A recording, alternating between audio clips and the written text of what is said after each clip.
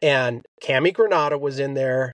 Our mental skills coach was in there. Our GM was in there, and our players. And nobody knew what I was going to go. Nobody knew what I was going to say. And quite frankly, you guys, I'm not sure I knew exactly how I was going to present what I was about to present to get them mentally in the frame of mind that every little thing matters. So here's what I said to him. I said, how many of you in this room would like to be financially independent? One day, whether it's a year from now, 2 years, 5 years, how many would you like to feel like you're have financial independence or freedom?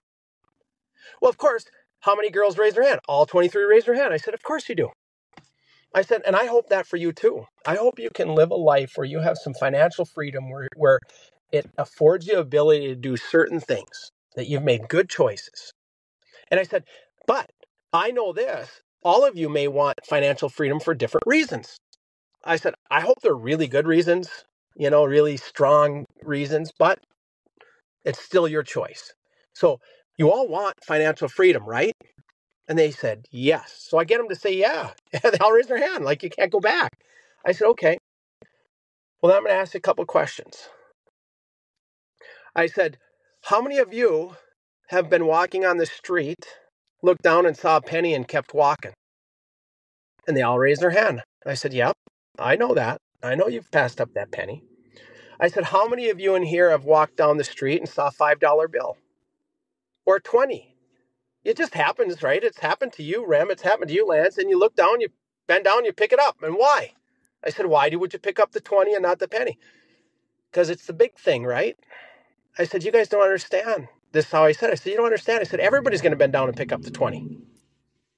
Everybody's going to bend down and pick up the 5 or the 10.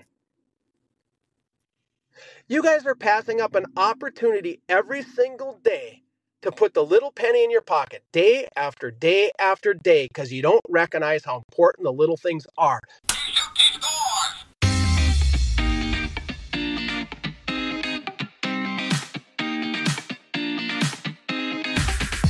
Hi everyone, and welcome back to the Hockey Journey Podcast. Episode number 145, the Robb Stauber Hockey Journey, Part 2. Presented to you by OnlineHockeyTraining.com. I'm your host, Coach Lance Pedlick. If you're new here, please make sure you subscribe so you won't miss out on any future episodes.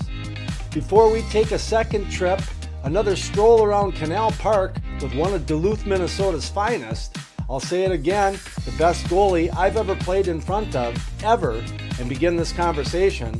If you want to learn more about me, my hockey experiences, what I know, and most importantly, how I've been helping hockey players get really good with a stick and puck, just head on over to OnlineHockeyTraining.com and gain instant access to my 10-part video series where I'll show you everything. Consider it my gift to you. Lastly, if you live in Minnesota or are visiting the state of hockey sometime soon and you want to schedule an in-person off-ice stick skills lesson, I'd love to have the opportunity to show you my little world. Go to sweethockeycoach.com and watch the video on the homepage for instructions. Thanks, and I look forward to working with you sometime soon. Today I'm not going to waste any time because I know all the listeners out there want to get right into it. We got Rem on the left wing. Hi, Remmer. Hello, Rem. Yeah, I play my offside sometimes. Okay. And we got Stauber on my right side. Scott Staub's on my right side. Robb Stauber. Hi, Rob. Hey, Lance and Rem. And Rem, it's far better to play your offside because you're in a better scoring position. So hey, that's some Russian vibe right there. So it is. But it's 1989. We're just gonna get right back on the sled and start moving forward. But Mr. Stauber and I just lost the national championship game to Harvard, I believe in double overtime, while playing for the Minnesota Gophers. If there's anything else you want to finish up your college career with, but let's start how you jet off as a professional hockey player, Rob. Yeah, no, that's Lance, when we were talking last, and we talked about how devastating it is to lose but to lose in that fashion on our own home ice and at the Civic Center.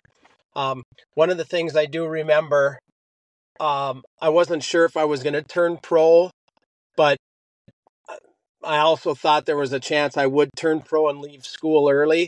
And I know when I took off that jersey for the last time, it ended up being the last time, but when you pull that sweater off over your head and the possibility of it being a last time, yeah, that was tough. I could have stayed in that jersey for a month and it wouldn't have bothered me whatsoever. So, and that's ultimately, to your point, what happened was I got a contract offer from the Los Angeles Kings as a junior, and you were drafted by them, right? That's correct. Yep, in '86, and it just seemed like the right time. And I don't look back on it and have any wishes like I wish I would have stayed. I haven't done any of that. It was a decision. Obviously, we all love playing at the University of Minnesota. It's just greatest times of our life. But sometimes when you got to move, you got to move. You got to keep forging forward, and that's what it felt like. And that's what happened. Well, and you got to strike when the iron's hot. I mean, you won the Hobie Baker your sophomore year. We make it to the final game, lose in double overtime. It's time to move then. Time to move on. Unless you wanted to come back and try to win another national championship. Well, that's the tough part is you want both, right? Both could be great. But the Kings were hot back then. Gretzky was just in LA. That was going to be his second year in Los Angeles. That's right. There was all kinds of hype around the team. And Lance, I don't know if you remember this. I'm not suspecting you do, but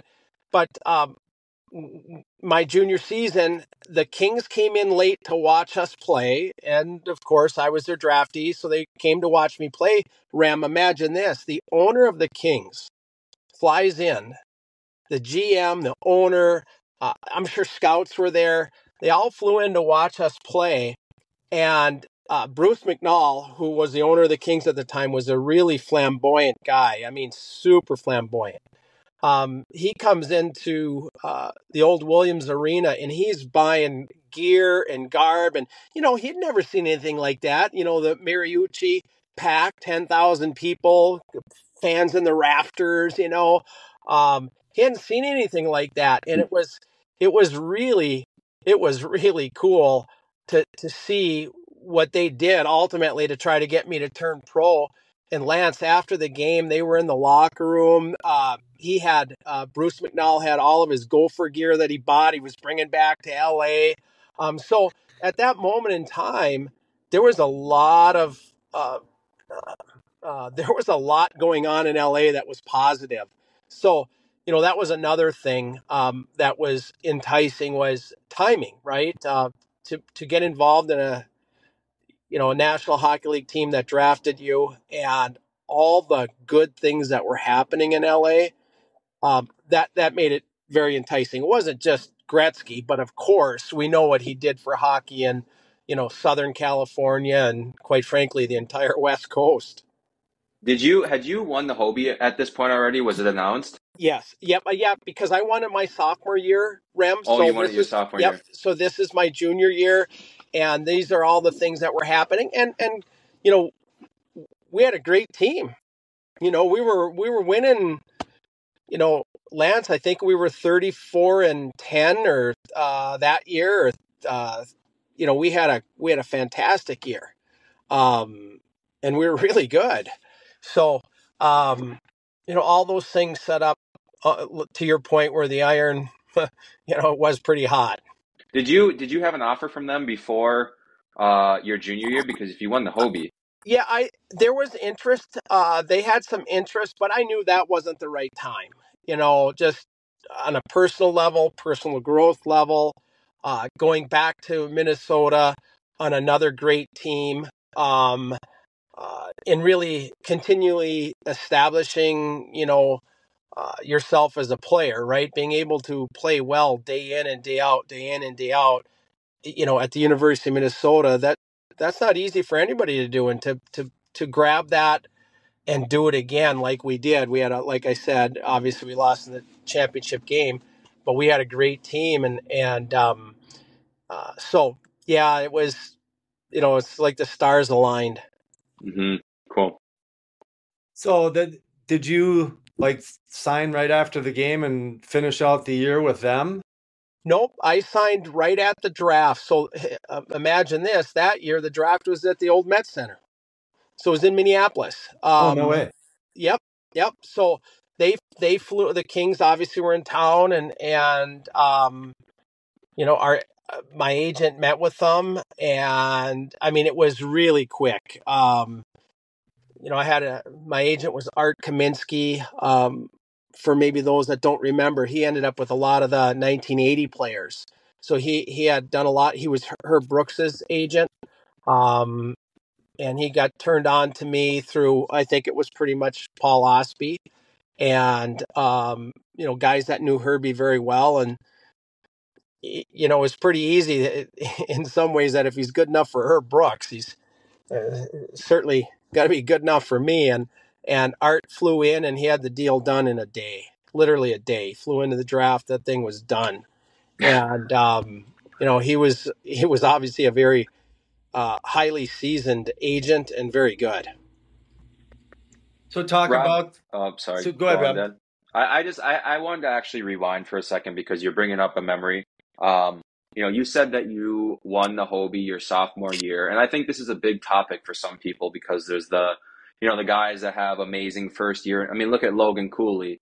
I played with a guy in college, Tyler Sheehy. His sophomore year, I think he had 52 points, and he had a bunch of NHL offers. He was an All-American, Hobie finalist, and he chose to come back, and he didn't have as good of a year the following year, like significantly less production. And I'm not putting words in Tyler's mouth. Tyler's a great player, and I trust his intuition why he did it. But I think the whole strike it while it's hot topic is something. It's an important topic for a lot of people. How do you decide when you move on to the next level? So can we just spend at least one more minute just trying? I would like to understand more your mindset. Like you win the Hobie Baker as a goalie. To win it as a player is amazing. To win it as a goalie, even more amazing in my opinion. How do you what was going on? Were they really not giving you the feelings that they really, really wanted you, or how do you decide to go back after that? Yeah, that's a great point, Rem. I would say that it's a little bit of both. I think internally, um, my sophomore year, I played every game, night after night after night, 44 straight games. And, um, I wanted to come back to Minnesota because you're attached to winning a national championship. If we step back to our previous conversations, it's ultimately why I went to Minnesota is I wanted to win a national championship because they're winners and Herbie established that winning tradition and I wanted to know what that felt like. I wanted that, I wanted that experience in my life. I wanted to be part of a winner. And we didn't get it as a sophomore. And yes, there were some great things. And I just felt like, Rem, that there was definitely more room for me to grow and then to back it up, right? It is really hard to turn something down. And yes, the Kings, I think they would have signed me in a second if I said, yeah, I want to go. Mm-hmm. But that's not, it just obviously wasn't what I wanted. I wanted to come back to the University of Minnesota and try to win a national championship.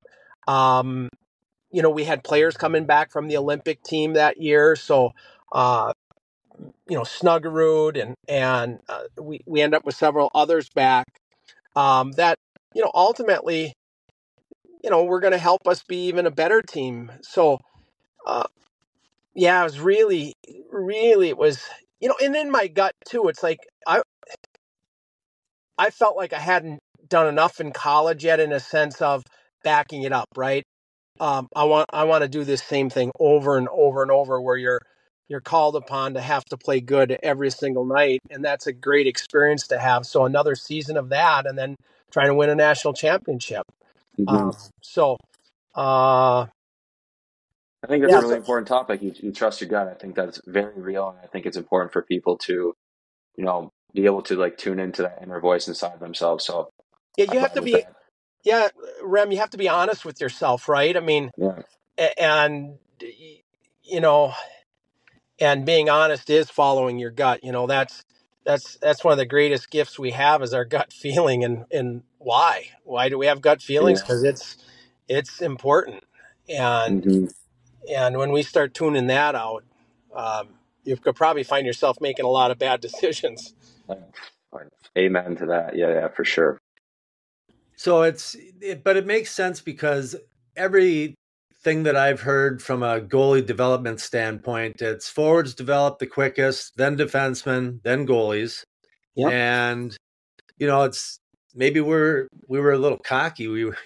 Two Final Four appearances. I mean, I thought that we were almost a shoe-in that you were going to make it there that third year in a row because it's going to be in Minnesota. So, all right, enough of college. You go home. You're preparing for turning pro. Talk about that first training camp, and then you play in. I think over 2 years, you play in 53 games. Talk about some of the your experiences there as a professional. Yeah. No. I can remember my first training camp, Lance, like it was yesterday. We were in Hull, Quebec. I had some really valuable lessons. I'll share a couple of those with you. I had a really good camp. Um, a really, really good camp. There was a guy back then, Rem. We our camps were much different than today's camps, and your dad can attest to that. I mean, it was a grind. Um, and you were on the ice 2 times a day. If you were unlucky, I have a feeling that some guys were on 3 times a day. Um, Mm, and we would play practice, and then we'd have what they call inter squad games because we had so many players. Uh, you were playing each other. Um, you know, and every inter squad game or practice game meant something. And I remember specifically, I was playing really, really well. And Lance, do you remember a guy by the name of Phil Sykes? Oh yeah, Yep. And his nickname was Psycho, right? They call him yeah. Psycho for a reason. And he was on the opposing team. Um, he was, with obviously LA, but I was having a really strong game, and I don't recall if the other side couldn't score, or maybe I'm kind of thinking they couldn't score, and he just ran me. He just ran me. He could care less where the puck was because he was trying to rattle me. I was a rookie. He was going to rattle me.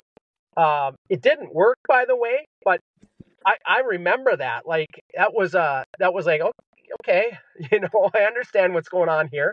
Um, and then this is a very interesting one. Very first, can you imagine, Lance? I remember this like it's absolutely yesterday. There's such a huge lesson in this. Um, Rem, we get up. You know how it is, Rem. You wake up and you got all the bike testing, everything, right? You go, hmm and well, this is what it was for us. I know you guys have very similar, but I'm sure we were archaic. You get up, uh, get out of bed, go downstairs, and you're gonna go do all your testing. And hmm it's nerve wracking in itself. You want to test well. And I get on the elevator, and wouldn't you know, the freaking damn elevator, every single brass, LA Kings brass, was on that elevator. General manager, coaches. I don't think the owner was on it, but I'm like, you just want to turn around and walk away. Morning, boys. Yeah, yeah, that's pretty much. Hey guys. Well, the next stop, we stop a floor or two later. It's Kelly Rudy, and and Kelly goes, "Hey guys," and then he goes to me, "Hey Rob, how you doing?" I said, "Oh, it's pretty good. It's an early one." He goes, "Complaining already, are you?" Oh my gosh. And And I go, Come on. he was the "Oh yeah, starting goalie, right? He was the yeah." And starting he was the goalie for starter, them. but he was, you know, the reason he said it is I knew he was fearful, and I knew right then. I go, okay. That personality is like, come on. Oh, and you know what? And I still talk to Kelly. I still talk to him, but all I'm saying is I knew right then what I was up against. I didn't need I didn't need an agent to tell me. I didn't need, anyone. I didn't need your dad to tell me. I didn't need to call a college friend and say, hey, what do you make of that? Nothing. I know exactly what I'm up against. That's it. I learned my lesson. Right. Yeah. And that's a bad start. That's not that I didn't mean anything by it, but I knew exactly what was going on, and you can only imagine the hair on the back of my neck stood up, and I knew that I knew a very valuable lesson that I would never ever forget. Which, of course, I don't know how many years later that is. That was 80. That was 89. 89. So there you go. I remember it like yesterday. So Lance, that was it was very interesting. Had a great camp. Got got sent down. Didn't make the team at the at the last cut or whatever it was. But so that was really the start of it. Lance, do you want me to jump ahead, or do you want to ask a couple questions on that? Yeah, how long did you play? So I mean, that's pretty typical for Yep. most players, when they Yep. sign from college, is they'll go through that training camp, hopefully get a couple exhibition games, and then get sent to the minors. How long was it before you got in down there? I'm probably sure pretty quick, but when did you get called up to the Kings too? Well, here's what happened. Lance, when we were in college, my sophomore year, again, now we have to step back just a second, but it's worth stepping back. Rem, I got hurt at Christmas time my sophomore year. Mm. I was doing a kind of a little diving poke check where you extend your stick and you dive and you you're poke checking a loose puck. Mm-hmm. And I got hurt, and something happened in my back. And back then we were pretty archaic, so they sent me for X-rays, and nothing was wrong, because they couldn't see anything on the X-ray, right? So of course nothing's wrong. Yeah, exactly. Well, and then because my back was hurting, I could hardly ride in the car. I would have to bend over in the car. Sitting was horrible for me. Lance, again, these are things I remember, not that you do, even though we were teammates, but I would have to miss sometimes Mondays and Tuesdays practices because my back hurt so bad. And I would practice on Wednesday, a light one on Thursday, play the game, and then take 2 days off Monday, Tuesday, because the back was killing me. Yeah, I don't remember that. Yeah. It was shit from December right through the end of the season. So, they did X-rays and whatnot. I got really lucky. I found a therapist. My mom was in the hospital industry. She was a medical record keeper, and somehow, miraculously, it's a miracle. She must have been asking around and was telling people that my back was killing me and they couldn't see anything through X-rays. So she found a therapist at Abbott Northwestern Hospital in downtown Minneapolis on by Franklin. So if you guys know, it's a half mile from where all the George Floyd riots were. So I would go to therapy, and this guy was a genius. I'll never forget his name. His name is Mark Bookout. He did some things where he could reduce my pain by 50% when I walked out. Now it would slip back eventually. It would so I'd have to maintain him.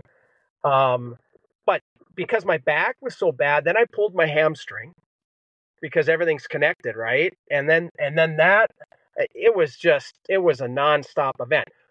I'm going to fast forward now back to what you asked, Lance. Is my back was hurting in training camp. So at just before training camp, I told the trainer, so my back's killing me, and so they sent me to LA to have an MRI. Now those MRI machines probably back then were just new, within a year or two.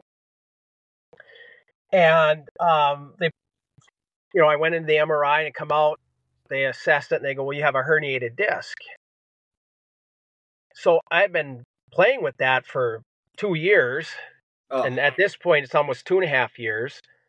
And they said, okay, well, you got to do therapy for this. So I stayed in LA and did therapy. Now, this is a valuable lesson. This is anybody that's listening. What I'm about to say here in a minute or two is a super valuable lesson. I spent 2 months in LA doing therapy and it kept getting worse. It was getting no better. And I was telling them, it's not getting any better. In fact, it's getting worse. And so the king said, well, let's do surgery. And the surgeon at the time, again, these things are important. I'll never forget his name, Dr. Robert Watkins. He was not part of the Kings staff. He was part of the LA Lakers staff. And they showed him the MRI and he said, no, this guy's too young. We're not doing that to him. He says to the Kings, can I send him to my physical therapist? Which, guys, what I'm about to tell you, the physical therapist I went to see, eventually, many players in the National Hockey League ended up going to this guy. Many years after I did, because this guy was so good. He did and treated me exactly the same way the guy in the Twin Cities did. That relieved my pain.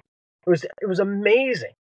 The first day of therapy, I had 50% reduced pain in my back in one day. And it was amazing. And then, and this guy's name was Michael Schlink. Many players started seeing him. And this guy was an innovator, just like the guy in Minneapolis was an innovator. Instead of surgery, they had their way of dealing with herniated discs. And it was amazing. So I spent 2 more months doing therapy a different way. And to this day, I'm a new man because of that therapy. To this day, they saved me from surgery. And anytime my back hurts me to this day, I go back and I can do some of those things because I don't have to do all of them. I know exactly how to take care of my back. It's totally amazing. But, Rem, what I did for that 4 months, I watched every Kings game on TV. Mm-hmm. Or I went to them. One of the two. And so what I did was I visualized myself playing because visualization and imagery is so valuable. It's more valuable than the actual skill itself. And that's been proven over and over. Now, I didn't know this. It's just something I grew up doing. So, Lance, when I got sent down, I skated on open ice in LA at the Forum. I put on just goalie skates. I went out and did there some movements. And I said, I'm good. They go, okay, send you down. We sent me down to New Haven. So I get to New Haven. In my first 2 weeks, I played incredible. I was the AHL Player of the Week. I hadn't stepped on the ice in 8 months now at that point, or whatever it's been. It's been, or I haven't played a game since the previous season, like a full-fledged game. So, wow. But it was all the imagery. I was so sharp. Well, wouldn't you guys know, the Kings have a goaltending problem. I'm in New Haven for 2 freaking weeks. They call me up. We're on the road in Winnipeg. I meet the team on the road in Winnipeg. I got 2 weeks under my belt. And the coach at the time, Marcel Como, who I've seen since, he scouts for Winnipeg, the Jets. He said to the Kings, he was begging them. He told me this. I was begging the Kings not to take you. No, don't do this to him. Don't do it. He's just been here 2 weeks. He hasn't played all year. And the Kings were desperate because they had like 3-4 goalies right then. They weren't stopping pucks. So I get on the road, meet him in Winnipeg, go for a pregame skate. And the first thing I said to myself in the pregame skate was, hey, this is pretty fast. We dropped the puck for the game at 7, whatever it was. We're down 3-0, like 7 minutes in. They had 2 breakaways. Solani and Zhamnov. Timo Solani gets a breakaway, scores. Alexander Zhamnov gets a breakaway, scores. Somebody else shoots and scores. We're down 3-0. They pull me. They put in Kelly Rudy. He gives up 3 goals. Now we're down 6-2. They put me back in. I give up another 3. We lose 9-2, 9-3. Oh my goodness. Yep. 2 nights later, we go to Calgary. They start me again. We lose 5-2. I was only slightly better that night. So I had one practice with the team. And I knew the speed. I knew myself well enough. If I had like 5 practices just to get caught up to the speed, like just give me 5 practices, I'm gonna get this thing.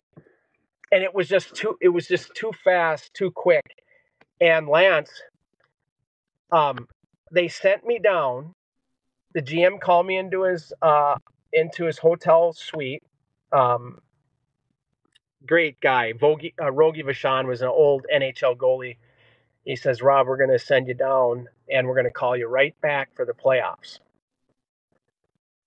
3 years later, I still hadn't gotten a call. Oh my. Yeah, it was done. I mean, they lost they literally lost all the confidence. It was terrible. And you know, that's how careers can go. You know, guys could play well in those situations and take off or not play well. And I mean, I was going into my 4th year of my 5-year contract, Lance, when the LA Kings fired their coach, Tom Webster. They fired him, and they hired a guy by the name of Barry Melrose, who I still talk to this day. Barry Melrose was the coach. Lance, I don't know if you know this, but you played against him. He was the coach of the Adirondack Red Wings. And you would have played against him when he was coaching there. Sure. And I had always played really, really well against Adirondack. Now, I'm not sure why, although my brother played for Adirondack. So I don't know if there was like a heightened awareness or whatnot. Like, I'm not going to lose my brother. But I always played really well against Adirondack. Really, really well. And so the Kings hire Melrose. And this is just great because I'm on the stationary bike getting ready for testing. It's like July when they hire Melrose. Phone rings. I answer it, and on the other end, it's Barry Melrose. He said, Rob, I said, yes. He said, I've seen you play. His exact words. I've seen you play. I know what you can do. Get ready to play 33 games next year. I said, okay. Okay, you better believe it. Yep, I'm ready. And the best part is we go into, this kind of somewhat, this is the year we end up going to the Stanley Cup Finals. So that year we end up going to the Stanley Cup Finals.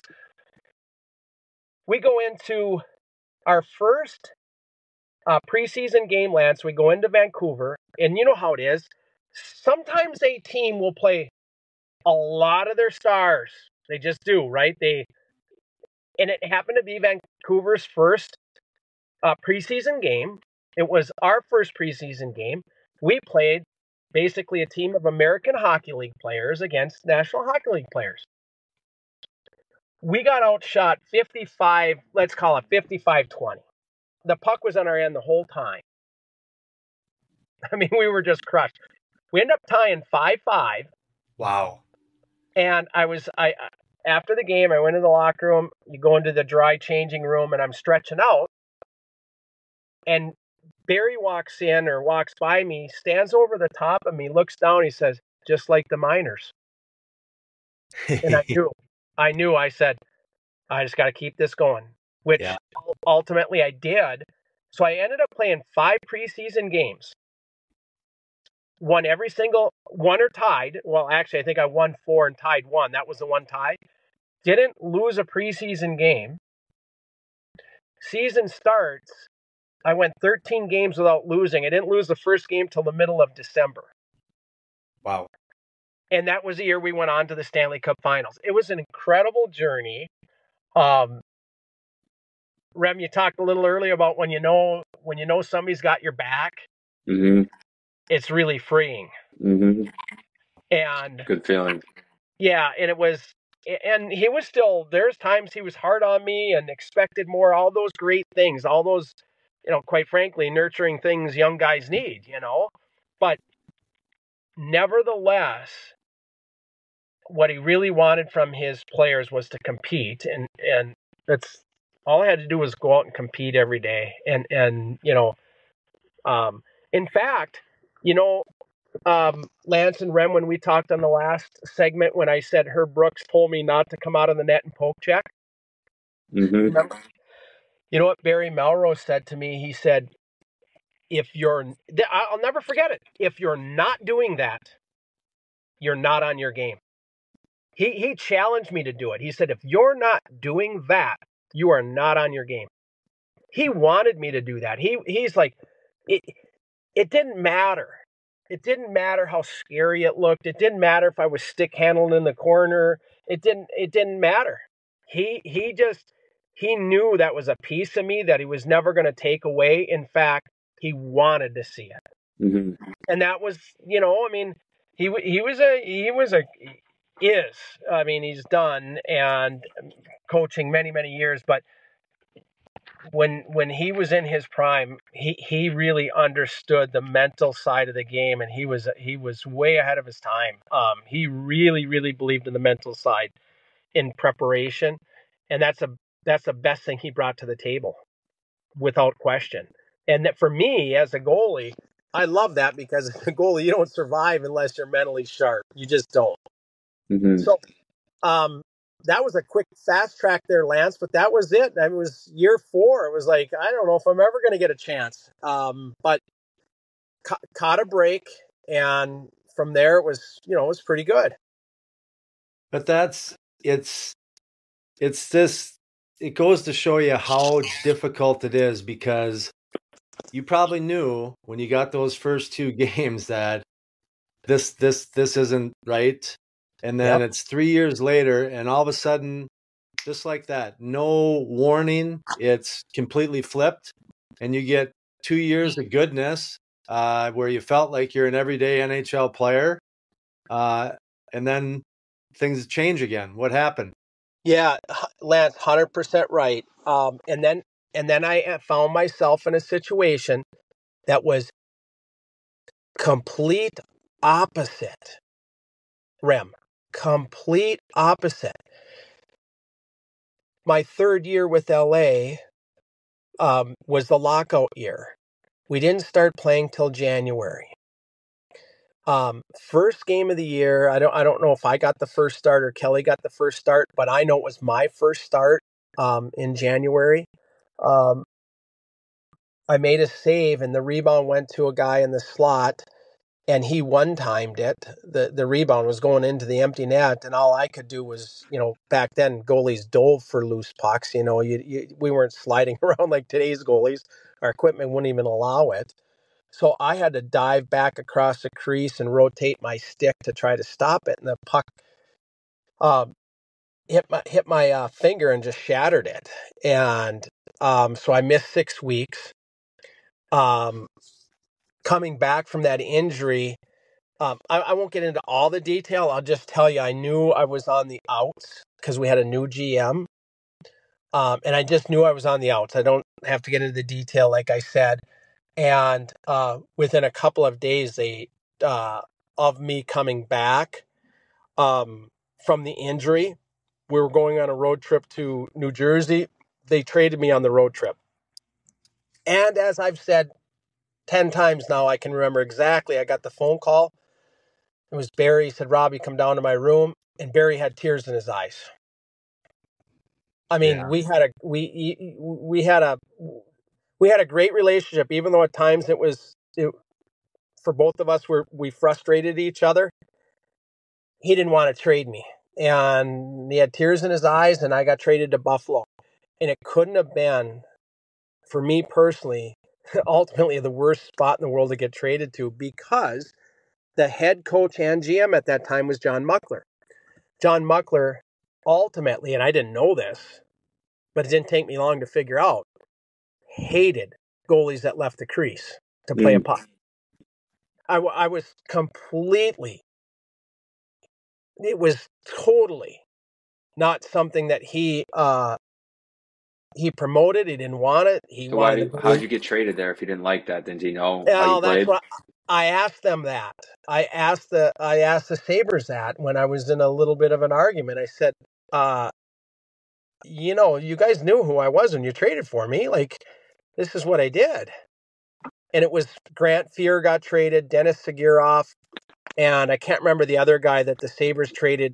So the Kings got Seguroff, Grant Fuhr, and another guy, and then the Sabres got Alex Zhitnik. And how good was he, Lance? Right? So they get Zhitnik, Charlie Huddy, and me.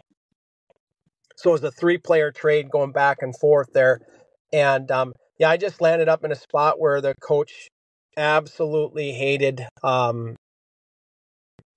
it. And we eventually butted heads because it's hard. So, Rem, how about this? I know he hates it so bad, and I knew we played a game one night, and he was so mad at me for playing pucks. And ultimately, who am I helping? I'm helping the team, and I'm helping the D, so somebody like your dad doesn't get crushed when his back is turned, right? I guarantee you 9 out of 10 Ds want me to play that puck when somebody's on their butt and they're about to get crushed, and the goalie says, okay, I don't want that for my teammate either. I think I'm just going to get rid of this damn thing so he doesn't get crushed, right? And a lot of old school coaches didn't believe in it. Just goalie stay in the crease. And, I've been doing it my entire life, literally my entire life. And so we go to practice at old Saberland. First drill, I knew it was going to happen. I could see it coming. I knew it was coming. They do dump-ins. Muckler shoots a puck around stands at the blue line, shoots it. And then what do you do, Lance Pitlick, if you're the goalie? What do you do? You go back and stop it, don't you? That's what I did. And he stopped the practice, blew his whistle, and chewed me out in front of the entire team. And I'm looking at Charlie Huddy, Craig Muni, guys that have 5 Stanley Cups. Both of them, 5 Stanley Cups. Or maybe Huddy had 4 and Muni had 5 because Huddy got traded. So he only got 4 of the 5 that they won. And I'm just looking for some help from these guys that they all loved it when I played the puck. They all loved it when I stopped the puck. They loved it when I bailed them out of trouble. And I'm just looking around, where's my help? Like, nothing. Everybody was fearful of John Muckler. Fearful. Because they knew he was the GM and coach and they're going to be gone. Like, what are you going to do? And I went and stopped the puck. It was like a moment where in my life I'm going, well, what do I do? Here comes a dump. And it's like, well, A ripped me in front of the team. So this is a perfect segue into, you probably got sent down. Yep. And you won't believe what happens when we finish this story, but go ahead, Lance. No, I just think that there's a special moment that's going to happen in your career when not really much is going on. And I just wonder if this was a little FU to Mr. Muckler. Well, yeah. So the real sad thing in this, and then there was turmoil in between. Well, I can tell you one day, and I this happened to me twice in my pro career, but I'm going to tell you something that happened. We were in Philly, and I was playing behind Dominic Hasek, not too bad of a goalie, right? I mean, he was incredible. So our power play couldn't score. So McGillney, LaFontaine, Howardchuk. I'm pretty sure they're all Hall of Famers. Couldn't score. We were terrible on the power play. Well, I don't know. I don't remember what was going on. We just couldn't score. So Muckler keeps the team out, power play unit out, sends a team off, sends Hasek off, and they're working it around 5-on-0, right? They're just trying to 5-on-0 and trying to make some plays and seam passes. Well, dummy me, I wouldn't let them score. Muckler was furious. It was the same mentality I had at Minnesota. Remember when I said I made the team as a freshman and we were up in Thief River and we did the 1-on-0, 2-on-0, 3-on-0, and then if they don't score, they got to go back to the 1-on-0, 2-on-0, 3-on-0, and they couldn't score. I had the same mentality. It was like, for me, it was my game. Like, I'm not letting you guys score. And he was furious. Now, you imagine you're going, oh, I'm not exaggerating, you guys. I was not going to let him score. Like, I was just like, the puck's not getting by me. I don't know. It's just not getting past me. I mean, I think these are important things, and I appreciate you sharing, Rob, just because of like, at moments I've, kind of made choices based on the fear, like not wanting someone to get mad at me and different things like that. But there's been moments where it's like, I do not care. Like, I am me. And if you don't like me, then like, you're going to trade me or whatever. Like, Yeah. I think those are amazing moments as a human being. You talk about the gut instinct to be able to just like stand up for what feels right inside. It'd be nice if some of the boys stuck up for you. But at the end of the day, I think that's, Dad, I know that you're really into, mental stuff and power of the mind and all those things. I think it's really important as a human being to really tune into what feels right for you, and obviously be a nice guy while you do it. But I mean, it sounds like you just like made a stand, and I love that. I really do. Well, I made a stand, but it crushed my career. A quick word from our sponsor, headsuphockey.ai. The Hockey Journey podcast has a new sheriff in town sponsoring the show, and Coach Lance couldn't be more excited about spreading the love to all of you hockey enthusiasts out there about this new revolutionary stick handling training application powered by AI technology. Michael Fitzgerald and his team over at headsuphockey.ai have absolutely knocked it out of the park with their engaging product that encompasses the majority of the stick skill development sectors like dribbling, faking, cupping, and to me, the most important hockey enhancer of all, and that's vision training. Oh, and did I forget to mention that all of the progress players gain over time using this spectacular device is achieved in a gamification environment, providing performance analytics and data tracking to ensure continuous forward momentum. If interested in picking up a headsuphockey.ai and start the process of separating yourself from the competition, use the code CoachLance at checkout and receive 10% off your developmental investment into yourself. Thank you, Michael Fitzgerald and the headsuphockey.ai team. And that's the thing that you don't know. Like, I've asked myself, when I'm going to finish with here, you guys are not going to believe it. You'll say it's not possible, but it is possible because it happened. So that was my last year in Buffalo. I mean, it was done. I mean, I got hurt, Lance. I remember playing against you when I was with the Rochester Americans. You guys came into town. This would have been in, let's say, it had to be like 96-ish. You guys came into town. I don't recall what team you were with at that time, but we played against each other there. And I ended up getting hurt, blowing out my shoulder when they sent me down just after I had scored my first American Hockey League goal. In fact, at the time that I got hurt, Rem, this was November, so it was like mid-November. John Tortorella was our coach. At that time, I got sent down. It was, again, early November when I blew my shoulder out. I don't think I'm exaggerating, but I believe I had 1 goal and 7 assists into November down in the American Hockey League by November. It's all time. And Tortorella let me play. I'd go out there and play pucks, and guys knew, and sometimes didn't have to come back because I was going to find them.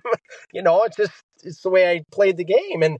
And so I get hurt, blow my shoulder out, sign the next year with the Washington Capitals, have a pretty decent year. At the end of the year, I sign with the Rangers. I go into that season, and I'm having the best year of my career since college. I mean, everything is clicking. Everything is clicking. It's early February, and it's the Olympic break. Well, Colin Campbell was the coach of the Rangers. Richter and Jason Mazzotti were the goalies in New York. And Jason was struggling a bit, I guess. I don't know. I wasn't paying any attention, but apparently that was happening. So Colin Campbell calls down to E.J. McGuire, who's now passed away, who eventually, after coaching, he went in and he was the head of Central Scouting. Fabulous human being. So Colin Campbell calls down and says, who we calling up? Stauber or Dan Kluche? And Dan Kluche was the first rounder. And E.J. McGuire says, no doubt about it, you're calling up Stauber. I get called up. And now I've been waiting a year and a half for this. I mean, I'm in heaven. Like, I want to get back to the National Hockey League. There's no other place like it. Once you're there and you get a taste of it, right? Like, that's it. You want that every minute, every game. You want those things. So I get called up. I go to grab directions in Hartford. We were in Hartford. I go to our PR guy. His name was Kevin. I said, Kevin, can I get directions to the practice rink, Rye? He goes, yep. He hands them to me. He has them printed out. He said, hey, did you see Colin Campbell got fired? I said, no. I said, did they hire anybody? He goes, yeah, there's rumors. I said, well, what are the rumors? He goes, no. Rumors they're hiring John Muckler. Oh, no. I said, I looked at Kevin. I said, Kevin, if they hire him, I'll be right back. I go up to Rye. We have our first practice during the All-Star break or coming back from the All-Star break. And I had a great practice. I remember Kovalev, right? You remember Kovalev, Lance? Oh, yeah. I took breakaways after practice for an hour. I wasn't getting off that ice. I'm like, I'm in heaven. Kovalev, you want to stay for 2 hours? We'll take breakaways for 2 hours. And it was just a great practice, the best feeling in the world. I get off the ice, I'm stretching out, and in the back of the practice rink, I hear the doors open. That's the back door into the practice rink, and I hear the doors open, and I knew it was all the brass. I could just tell. You could hear luggage coming down. They walk around the corner, and the first guy John Muckler sees is me. I'm down on the ground stretching out. I get up, I stand up, I shake his hand. I said, good to see you, John. He walks into the coach's office. 30 seconds later, Don Maloney comes out to me. He says, you're going back to Hartford. Oh, no. Oh, That was it. Rob. That was it. That's my career. I went back. It was terrible. I mean, it was just horrible. Now, the amazing thing is, New York at the end of that season still wanted to sign me. And I talked to the GM. I'll never forget. I talked to Don Maloney, and I said, Don. He goes, Rob, it was great. Everybody loved you. I said, Don, this is the best place I've ever been. I loved it. Like, obviously, I wanted to be a New York Ranger, but in the meantime, trying to get back to the National Hockey League, we had a great team in Hartford. We had Kenny Jernander. You remember Kenny, Lance? Oh, Kenny yeah, was on our team. We had some great players, Derek Armstrong, Brad Smith. We just great guys. And I'm like, yeah. I'm talking to Don. He's going, we want you back. I said, Don, I can't come back because I'm going to tell you what'll happen. I said, John Muckler hates me so much. He would prefer that I never see the ice anywhere. And he'll find a way to convince you guys to send me to the East Coast Hockey League. So I can't do that to myself. I just can't do it. And it was a tough decision because they wanted me back. But what I'm about to tell you is 100% truth. I said, Don, I'm going to tell you something right now. And I know what I'm about to tell you. You will never forget what I'm about to say. You'll never forget it the rest of your life. Because I think it's that important. I said, I just want you to know. John Muckler is the most vindictive human being you'll have ever met in your life. And I said, you'll never forget that. John Muckler was fired 6 months later. They fired him. Wow. I called him up because now I retired. I played I played 2-3 more months in the International Hockey League. That was a mistake. I should never have gone to the IHL. I should have stayed in the American Hockey League. And so I retired, and I called Don Maloney, and I said, Don, do you guys need a goalie coach? I'll go to work for you guys anywhere, because I had a good relationship with them. And he said, well, we have Sammy St. Laurent right now as our NHL goalie coach. I said, yeah, I know. Sammy's a great guy, and he's probably really good. But if you ever need anything, just keep me in mind. He said, I will, Rob. And I said, oh, before we go, I said, do you remember what I said? He goes, I'll never forget it. Mm. And that's my opinion of a guy that won 5 Stanley Cups. He was a very vindictive human being, and he held all the power, and he was going to flex his muscle, and I was just doing what I thought was right. And I often look back and say, should have I done something different? Should have I just hurtled? Just went into a shell. I mean, I don't know, but it's just not necessarily where I came from. It's just not how you live your life. Like, sometimes you got to stand up for yourself, and if you don't do it, you can't expect others to do it. So, and I was always very respectful. It was never any disrespect, because I've had different arguments with coaches, but you can do it respectfully, and you can, guys can get heated and stuff, but you can also put that stuff can be brushed right under a rug, because, at the end of the day, everybody's a professional, and you got to be able to let some disagreements go. But in this case, that's my Yeah, journey in a nutshell. it is. And I think that, if you're lucky, if by the end of your career, if you're lucky enough to play college hockey and some professional, if you have more coaches you like by the end of your career than you dislike, you're one of the lucky ones. Because I don't know who said it, but there's so many former players that are in the coaching business, and I heard it from someone saying that, is there a time, when's the time that you forget what it was like to be a player when you're a coach and how you're coaching? You know what I mean? So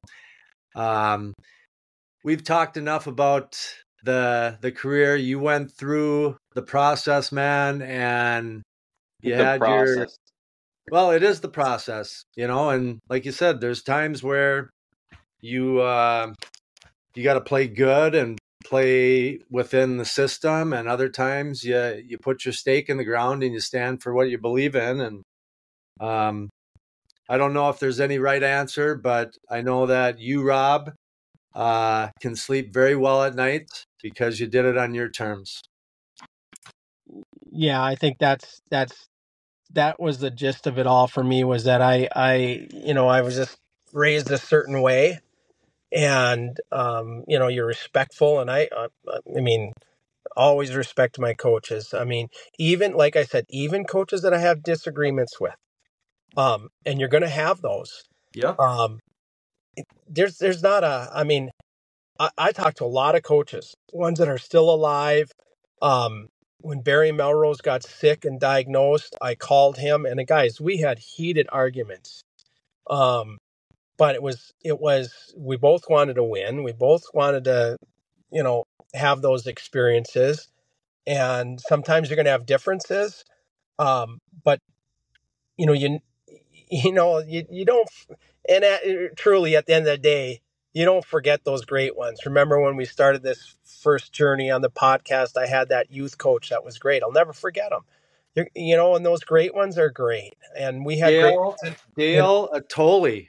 Yep, Dale Atoli. Atal. We had Atal. There yep, it is. Atal. And Lance, it was last time. It was so good to hear you say. Of course, I knew you'd say it anyhow, but we were so blessed to have the coaches we had at the University of Minnesota. I mean, we're just blessed to have them. They're just great, great people, and we're fortunate to have them. And I think, Lance, you mentioned old players that turn into coaches and stuff, and that's, for me, Yeah, I don't know. I have a soft spot for players. It doesn't mean you're not hard on them, and you should be hard on them. But n- knowing both sides of it, but truly from a human level, you got to treat those players, and you got to treat them with respect, and you've got to be able to work with them. And a lot of times, I think the reason it doesn't happen as much as maybe it could or should is, bad coaching gets passed down. And when does bad coaching go away? Well, it's tough. A lot of guys coach the way they were coached, and Lance, you Hmm. said it. You know 75% of your coaches were, you know uh, treated guys a certain way. Well, then at the end of the day, they end up gravitating to doing the same because it's what they know, it's what they were exposed to. They think it worked for them, and at the end of the day, uh, there can be a better way, and usually is. And but it's not very prevalent. You're not going to see a lot of those uh, coaches like that, like kind of what we probably think would be best. Yeah. Yeah. There's Now, can I say something, Dad?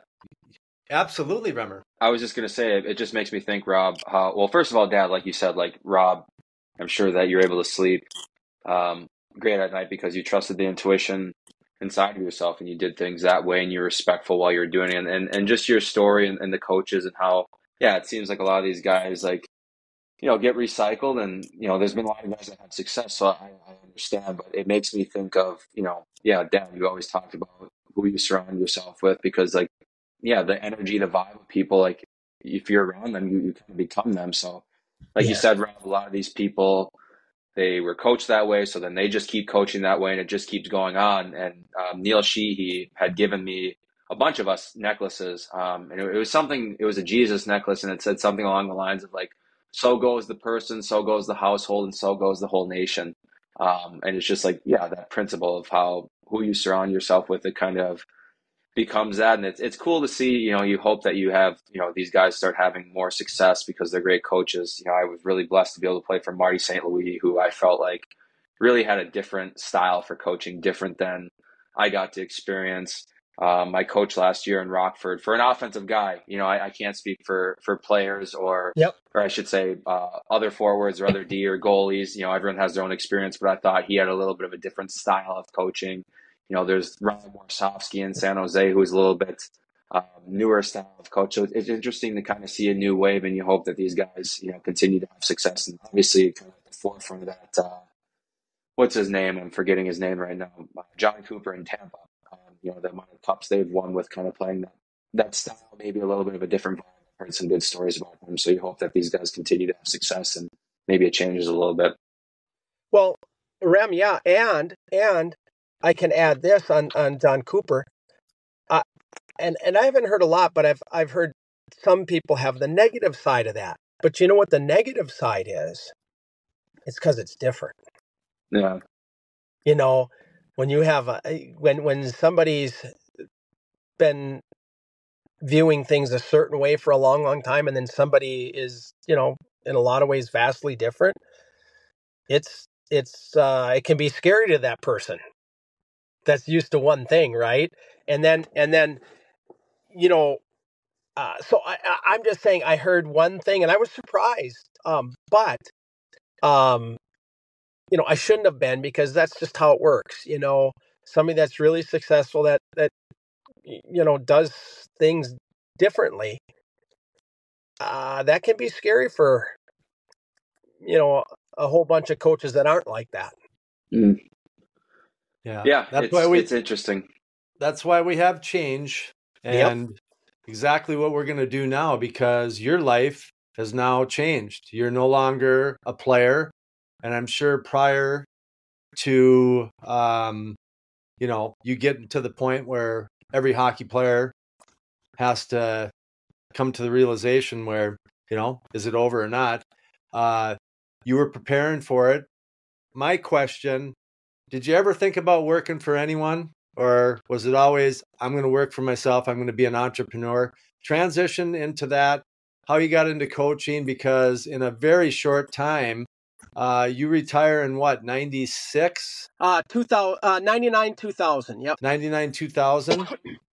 I mean, it's right. You're 2010. All of a sudden, you're starting to coach with the USA Hockey women's program.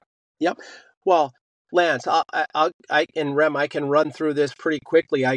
When I retired, I met with Don Lucia. He called me. I always love it when somebody calls you. Mm-hmm. I mean, that Exactly, is the yeah. best. And I met with Don, and we met for breakfast. And, you know, I give him credit, like in a way, like he wanted to know who he was potentially going to hire. And we had breakfast, and we had a good breakfast. And he said, well, do you want to coach? I said, yeah, I'd love to coach my alma mater.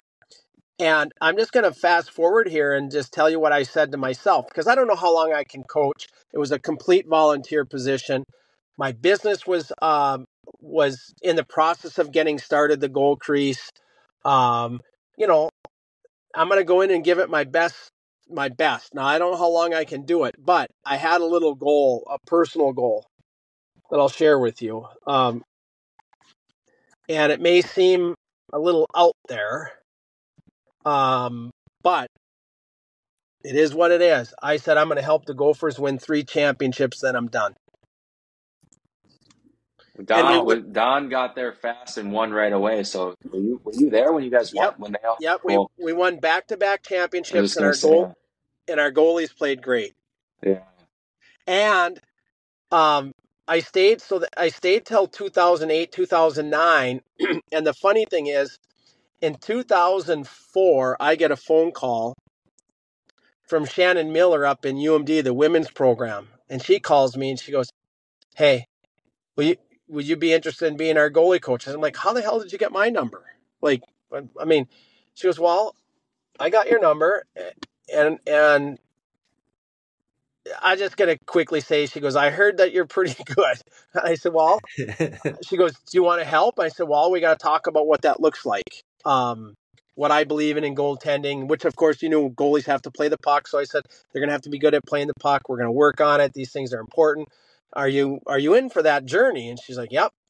So I go up there and I helped them for 4 years, and we won a national title. We got to the championship game twice in 4 years. The first goalie I worked with, she was well, I worked with all the goalies there, but she got the most improved player in the WCHA. Her and I, and we butted heads too. It was fantastic. It was a great relationship. But change, like you said, change is difficult, and she had to do some things differently. Well, we get to the national championship. We lose 1 year in Lake Placid. The next year, we win at home in Duluth. And I did I stay on another year or two with them? I might have just did a little consulting for them, but I justified getting out of college hockey. I justified it because I didn't meet my goal of helping the men's team win 3. It was only 2, and I said 3, but I must have meant 3 because I won one with the women. 3 total, yeah. So then I'm like, well, 3 was a good number. I just got one of the teams wrong. So after, you know, you guys, I was running my business, Gold Crease. I was coaching the men's team in Duluth. I was coaching the women's team the men's team in Minneapolis. I was coaching the women's team in Duluth, and I was going to Chicago every Wednesday. Would I go? Was it Wednesday or Thursday? I would get in the car. I would drive to Chicago and back. I would coach for 6 hours. Wah, wah, wah. Man, we had some technical difficulty. Lost the feed from Rob for a little bit. So sorry for the gap. We're going to pick up where we got him back online. Rob, you're some kids in Hermantown or wherever you are getting deprived of your coaching talent. Such great stories. I want to start wrapping it up if we can. Yeah, and I want to go to the, hold on, remember, this is my question now. Okay. I just want to go because, you know, you look at Herb Brooks in Miracle, though, you know, when he was how can we beat the Russians? No one prepared to be as in shape to be able to compete with them for 3 periods. You were doing something similar that, no one, we talk about, Tarasov, how he did the Russian model. He didn't want to be like the Canadians. He wanted to see what they're going to do and then do something different. And then you take all of this knowledge and create your own thing. So, and the kids bought into it. You were given an opportunity that wasn't expected. You were the last guy on the list to get the job.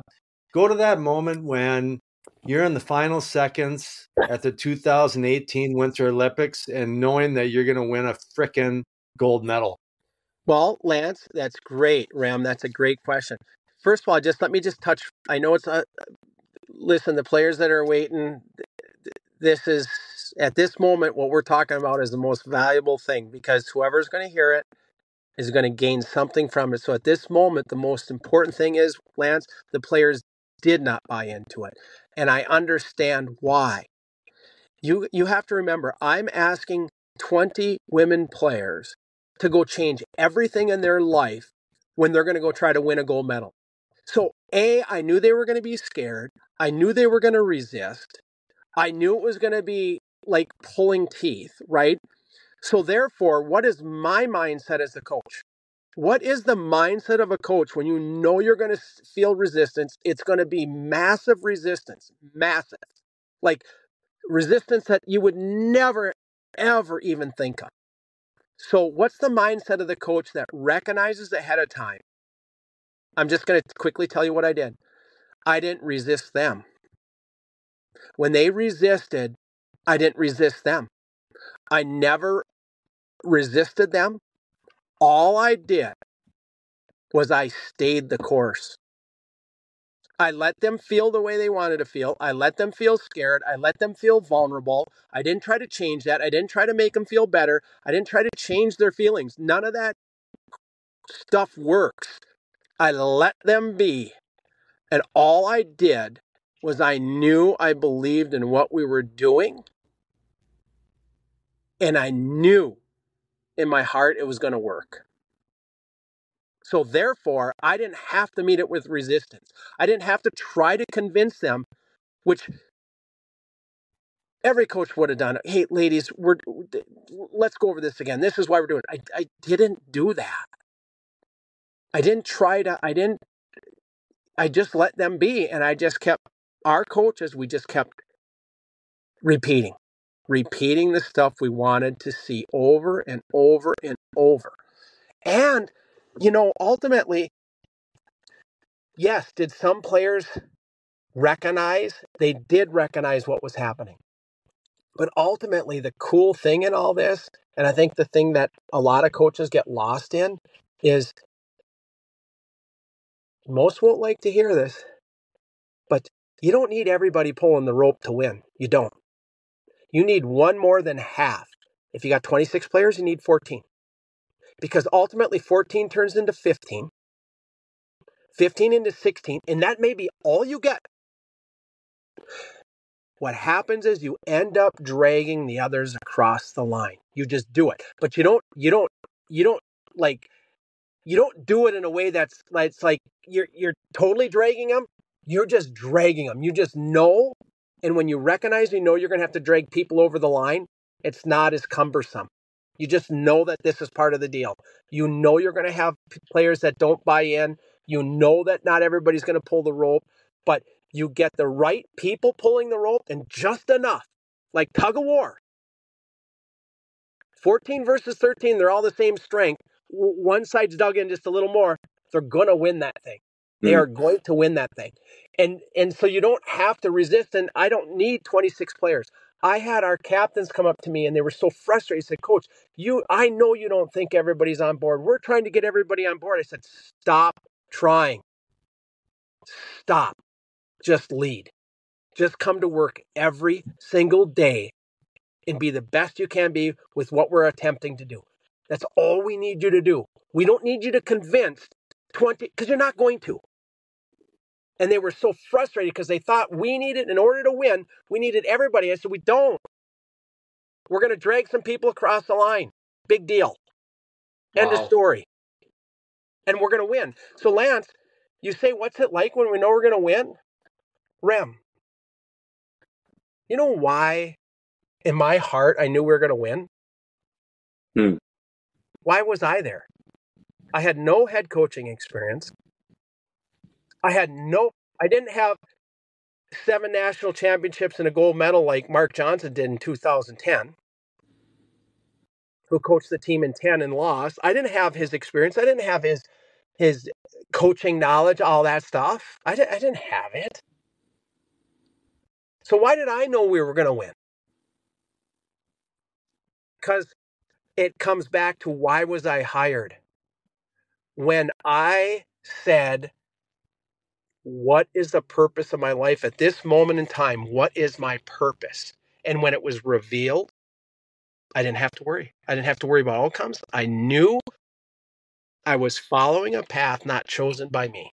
So therefore, all is going to be good. It's good. No worries, guys. Seriously, not one worry, never lost sleep. In fact, people looked at me and said, how? I had people look at me, how?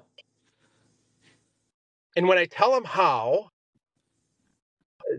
many people get chills. I'm like, I was there for a reason. It was to help them. Yeah. It was to help them. So joy in the chaos, peace when it makes no sense. That's what you had, and you just knew it because it was bigger than you.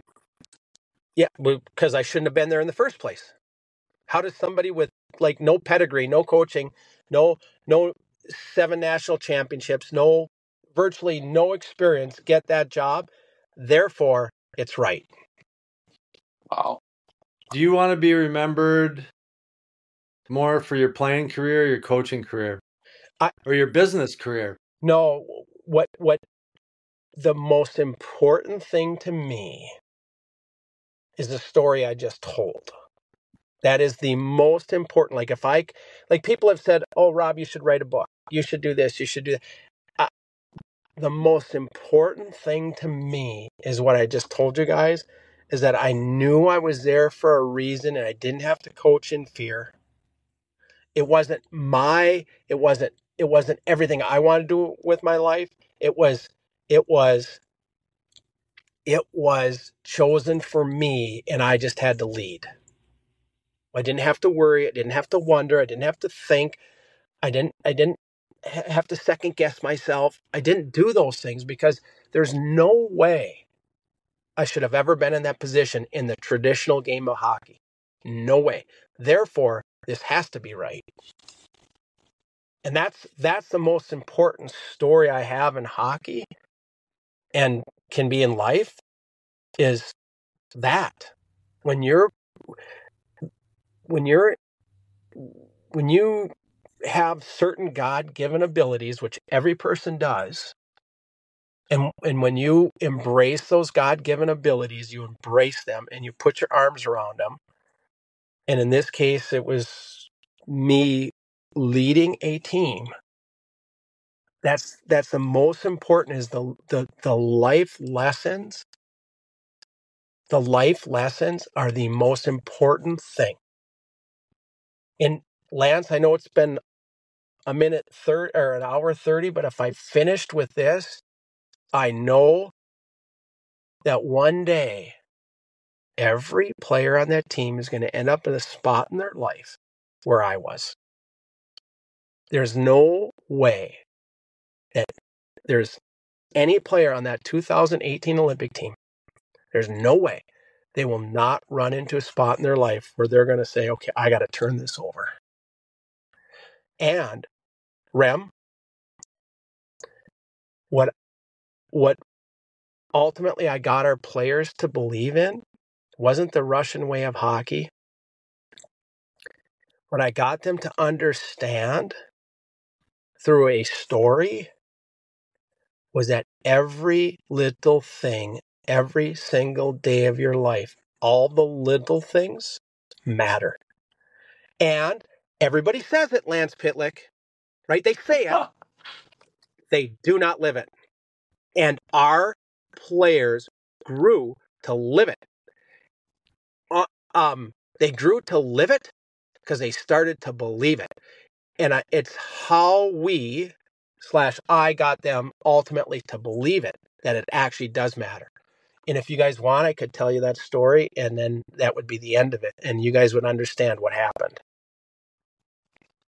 I don't have anything going on if you want to say another story. I don't know about you, Rem. I'm good. Rem. I'm good. Rem, it's September, just before the start of the Olympics. We go out to Eugene, Oregon. We go to Nike. We do off-ice training. We like it's like 4 days. I am the last person to speak before we separate, go home, get all of our hockey gear, and end up in Wesley Chapel, Florida. Okay?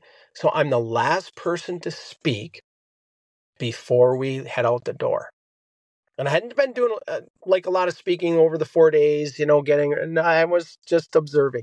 Oh my God. And I just thought about, you got to have the conversation with the players that aren't going to be coming to the Olympics. Oh yeah, that was something else. And I will tell you about that. So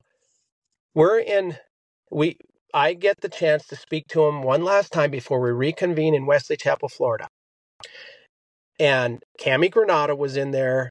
Our mental skills coach was in there. Our GM was in there, and our players. And nobody knew what I was going to go. Nobody knew what I was going to say. And quite frankly, you guys, I'm not sure I knew exactly how I was going to present what I was about to present to get them mentally in the frame of mind that every little thing matters. So here's what I said to him. I said, how many of you in this room would like to be financially independent? One day, whether it's a year from now, 2 years, 5 years, how many would you like to feel like you're have financial independence or freedom? Well, of course, how many girls raised their hand? All 23 raised their hand. I said, of course you do. I said, and I hope that for you too. I hope you can live a life where you have some financial freedom, where it affords you ability to do certain things, that you've made good choices. And I said, but I know this, all of you may want financial freedom for different reasons. I said, I hope they're really good reasons, really strong reasons, but it's still your choice. So you all want financial freedom, right? And they said, yes. So I get them to say, yeah. They all raise their hand, like you can't go back. I said, okay. Well, then I'm going to ask you a couple questions. I said, how many of you have been walking on the street, looked down and saw a penny and kept walking? And they all raised their hand. I said, yep, I know that. I know you've passed up that penny. I said, how many of you in here have walked down the street and saw a $5 bill? Or 20? It just happens, right? It's happened to you, Rem. It's happened to you, Lance. And you look down, you bend down, you pick it up. And why? I said, why would you pick up the 20 and not the penny? Because it's the big thing, right? I said, you guys don't understand. This is how I said. I said, you don't understand. I said, everybody's going to bend down and pick up the 20. Everybody's going to bend down and pick up the 5 or the 10. You guys are passing up an opportunity every single day to put the little penny in your pocket day after day after day because you don't recognize how important the little things are. You want the big things like everybody else in this world. You want the big shit. You want the big stuff. And so does everybody else. But it's the person that's willing to bend down every single day for that penny is the one that gets it. The one that gets what they're looking for. So I said to him, I said, what message? You say you want to win a gold medal. You say it. So does Finland. So does Canada. So does Sweden. So does Japan. So now, what message are you sending the universe when you're not willing to pick up a penny even though you want financial freedom? What message are you sending? So when you say you want to win a gold medal, because that's what you say, I'm here to help you, but you have to do this stuff every single day. You have to do the things that people aren't willing to do every single day. And you think they're just little things. You don't think they're going to matter in February. Oh, it's not a big deal. It's this, that, whatever you've done in your life. But winning a gold medal is different. And if you want it, you have to have this mindset. You have to. We get back to Florida. We're there for a day or two after practice. we're going to have a meeting in the locker room, like before a practice. And here comes a captain with a huge jar. And she sets it on the table in the middle room. I said to Casey Bellamy, I said, what's that? She goes, well, that's our penny jar. I go, really? Wow. Really? She goes, yeah. That jar was full. Full. Wow. I'm not kidding you. Full. And they would come to me and say, Coach, you wouldn't believe what I found today. I go, yeah, I would. She goes, no, I found this, I found that. I said, hey, guys, here's what you have to remember and realize. It's always been there. It's you've switched your focus. And that's what I was trying to get them to do, is switch their focus, that the little things do matter. And now I said, look at these little things to get what you want, a gold medal, have always been there. You just haven't been aware. Just like those pennies and those dollars, and they're there. They've always been there. It's you've switched your mindset. So, ultimately, I was picking up pennies, and I'd walk in the room, and I'd drop them in the bucket, and everybody would watch me. I wouldn't say a word. I'd go in, and I'd drop a penny. I would drop stuff in the bucket all year. Well, you know, the last time the women won a gold medal was 1998. I walk out of my dorm, or my condo in Florida. I'm walking, my wife and I are going to go for a walk, and I look in the grass. And you could barely see this thing. It looks like the penny was buried. And I look down, I see just something. I go, huh. So I put it in my pocket, and I walked through the resort, and I said to my wife, I said, you know, there's something about this penny, and I just don't know what it is, but there's something about this penny. There's something about this penny. And we meet a guy on the walk, just some stranger. I start talking to him. I love that stuff. I start talking to this stranger, and he's got a book in his hand. I asked him what book he's reading. He's reading a life book, Lance, you know, like a life book. Yeah. I said, tell me about that. And he starts talking about his life book. And as we're about to split, he's going to go right, we're going to go left. And he said, this is what he said. I was telling him about the penny story, about players. Like in this little 10-minute walk, we started talking, and what are you doing here? And what are you doing here? And I was telling him the story about the pennies, right? He says to me, as he splits right and I'm going left, he goes, sounds like you got the golden penny. Oh, nice. I walk back. We get to my condo. I pull the penny out of my pocket. Rem, what year was that penny? 2018. Nope. Lance, what year was that penny?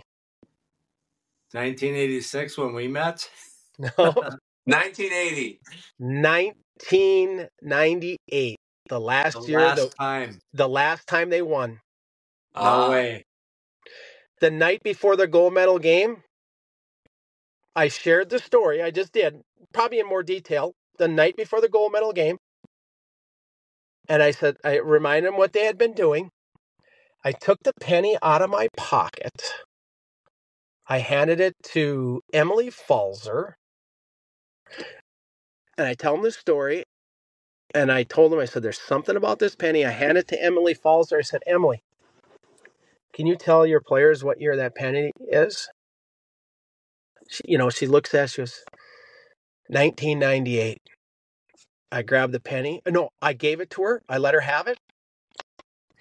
They went and put that penny up over the door. And they taped it up over the door. Like we had 2 days of practice and then the gold medal game. And they tapped that penny on the way out every single time. Wow. Now, I'll end with this. We win the gold medal. And I told our players, I said, players, look, you need to enjoy this. But I said, everybody's going to enjoy. It's going to be the greatest thing. Everything you work for. I said, but don't miss the opportunity to grow here. So many people, when you win, miss the opportunity to grow. What was the difference? What was it? That's what you want to take from winning. It's not all the joy, all the fun stuff. You want to say, what did I learn that I'll never forget? That's the most important thing. What did I learn? So 3 days after the gold medal, we got to clean the locker room. All the players go clean out their stuff. It's a day later. They've cleaned out their stuff. I called the trainer. I said, hey, anybody take that penny? He goes in the locker room. He goes, no. If that was me in that locker room, that would have been the first thing I grabbed. I would never, as a player, I would have probably not told anybody about the penny. I would have hoped nobody was looking, and I would have went and grabbed that penny. They left it up there. So I said to Brent, Brent, will you grab that penny? He said, yep. Rem, I have that penny. I have the sheetrock on it. It's taped. I have the penny. I called the players. I called our captains in June after we won. I said, hey, guys, who's got that penny? Did you guys ever figure out, did anybody get it? They go, I don't know. Who's got it? They're all freaking out. They're still freaking out. If I call them today, I say, who's got that penny? The most important thing they left behind was the lesson. Wow.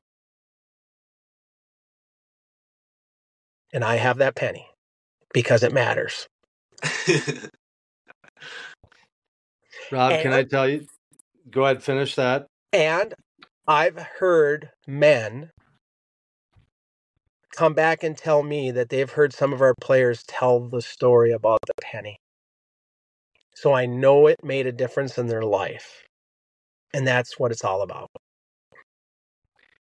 And I don't know about you, Rem, but I'm a little teary-eyed. I got some Kleenex going here. Rob, I don't even want to add or try to take any from that story, but listen to this. I have a little jar that I keep in my office, and these are all coins that I find when I'm out. Yep. And this is year 2016 through current 2024, and it's a coffee jar, like a Folgers, not a huge one, but just a medium one. And it's amazing how the accumulation of it. But you know what is interesting to me, Rob, is that the penny story, it was never about you. When you think about the penny, it was never about you. When I find a penny, because I was told that you find a penny, you pick it up, the rest of the day you have good luck. Mm-hmm. I never asked for good luck for myself, just for others. And I think that is kind of what encompasses these last two podcasts, is that you didn't care about yourself. It was all about everyone else trying to, get to the next level. But ultimately, this is how good people operate. So thank you. No, Lance, you guys asked me, you and Rem said, what's the best thing, potentially I could leave behind? It's that. It's for anybody. The way I see it is we've been blessed to be around good people, and we gotta, I'm not a huge mantra guy, because I just believe in just doing it, and there's so many opportunities like that out there in life where you can make a difference. And I know there's going to be a player that's down and out 10 years from now, 3 years from now, and they're going to be struggling, and they're going to walk outside and they're going to be struggling. They're going to look down, there's going to be a penny, and they're going to remember the lesson. They are going to remember the most important thing. And that when they see that penny, it's going to shake them in a good way for them to remember ultimately how to be. That's what's going to happen. And I guarantee it's happened probably 3 times, maybe 4 already. And it will happen. And that's one of the things about chasing something. It's the consistency. It's the intention. It's the remembrance, like you're saying. You have to remember every day what the goal is. You have to have a visual to remind you that there's going to be times, every day you're going to have times where I don't feel like chasing it right now. But how can you still chase it when you feel that way? Yep. And Lance, it goes back to Rem, what we're talking about is just being awareness. And that's what I was trying to teach our players. Like everything you've ever needed for the things you want in your life, they've always been there. You have to shift your awareness. And obviously when you shift your awareness to little things that matter, or in this case of our journey, well, you stop worrying about winning. You stop worrying about the gold medal. I said to our players, I said, guys, what are you going to do with that gold medal? This is the other thing I wanted our team. Like, if you want something that bad, why? Why do you want a gold medal? I said, ultimately, what is it going to do? Sit on a shelf? I said, I hope this team has a purpose like no other team you've ever been on. The purpose of winning a gold medal, the real purpose should be so you can share it with others and make a difference in their life, not for you. Yep. Not for you. It's that you got to explain the journey that ultimately is going to make the difference in somebody's life. That seeing a gold medal is not going to make a difference in their life. The journey, the story, what you learned, what you share, that's the purpose. That's the value. The gold medal will get dust. But if we have the strongest purpose of everybody competing for this, the strongest purpose, the deepest purpose, we will win. We will win. It'll just happen. And that's why our players knew during the shootout, Brianna Decker, who had lost in 14, lost in 2010, she goes, Coach, I knew we were going to win. Our players knew we were going to win. Why? What was their focus? It wasn't focused on winning. They had a different purpose. You shifted it. Yeah. Well, I mean, it's important, you know? Well, when pressure hits the game and your life, we default to, fear a lot of times. Yep. And if we can learn to default to love or to caring or to giving, the perception and the lens is a little different looking. Yeah. It's massive, right? That's a massive difference. And Lance, it's awesome to hear your story about your pennies. I still pick them up today. I mean, Rem, I remember being at a college hockey game watching my son play at Mankato, and I walk into the men's bathroom, and you know what's laying right under the urinal? Well, go figure. I'm like, Come you gotta on. be kidding me. I have to pick these. What am I going to do? Walk by them? Well, I can't. I cannot. If I see something today, I can't walk by it. I just can't. It's just like, that's bad vibes. So, I mean, my wife goes, how many times I stop up at a stoplight and I look down and there's a penny. I'm like, I got to get out of the car. And if there's cars, I got to turn around. I have to go turn around and wait for cars, and I got to get out. I got to get it. And she goes, you're going to get killed. I go, I know it's possible. Yes. But it's hard. It's really hard. I just can't pass them up because I can't do it. It's just, I've made it meaningful. And so therefore. So I'm not going to be surprised if I see you at Plymouth Ice Center bending down with a stick, going under the vending machines to just scrape out the change under there. In some ways it's embarrassing, but if I see one that's visible that you have to bend down for, what am I going to do? Walk past it? I can't walk past it. And I can't say I didn't see it because I'm lying to myself. Well, I didn't see that penny there that is going to be a little hard in front of all these people to get. Yeah. Well, I'll just have to get that.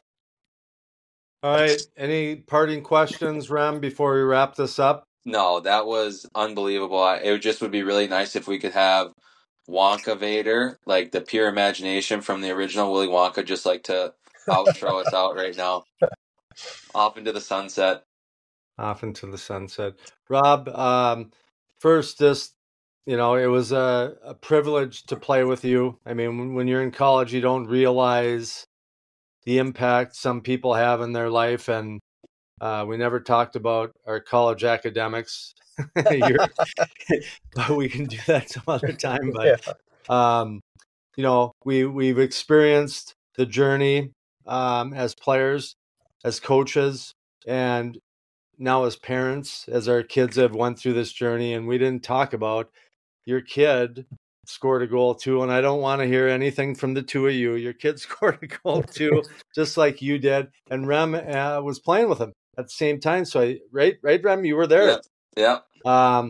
But just congratulations on an unbelievable career as a player, but more importantly, just your contributions to the game, and the people that, just were willing to do something different. That, hockey is such an old school mentality. We got to do things a certain way. And I'm glad that whoever did that, I can't remember her name, but that she was rewarded for her, being different. So thank you for all that you do. I know that people, the kids that are listening, if there's someone that is looking to model themselves after, to study, to find something that can help them get a little better, Robb Stauber is that person. Robb, thanks for being here. I mean, it's been over 3 hours that you've spent with us. I can't thank you enough, and I hope that this really helps players move in the right direction. And it's a tough battle.